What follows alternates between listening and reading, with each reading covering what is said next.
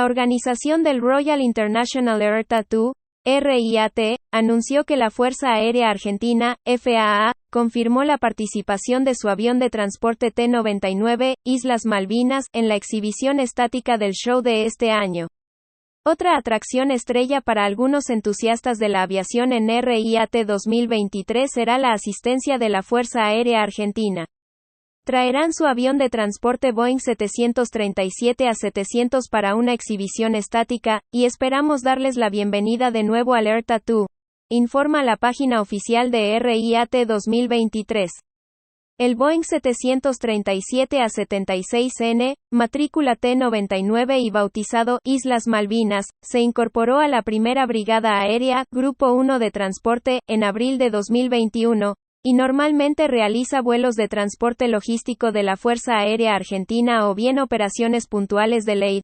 No forma parte de la programación habitual en las rutas de esta, como sí lo hacen los Saab 340, el Fokker F-28 o los Twin Otter. También suele ser contratado por otros privados para diferentes servicios.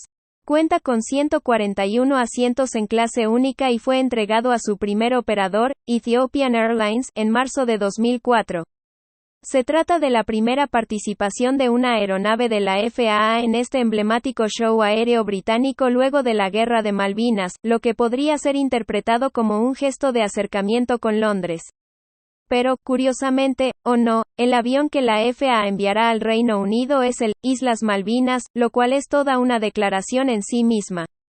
También vale la pena señalar que el Reino Unido sigue manteniendo el bloqueo a las exportaciones de material bélico a la Argentina, con el cual pudo vetar la eventual adquisición de los entrenadores avanzados F-50 coreanos, y habría sido una de las causas por las que la Armada Argentina tuvo pasar a retiro los 5 Super Etendard Modernisé, que utiliza asientos eyectores Martin Baker, de origen inglés, comprados en el 2017, sin llegar nunca a volarlos.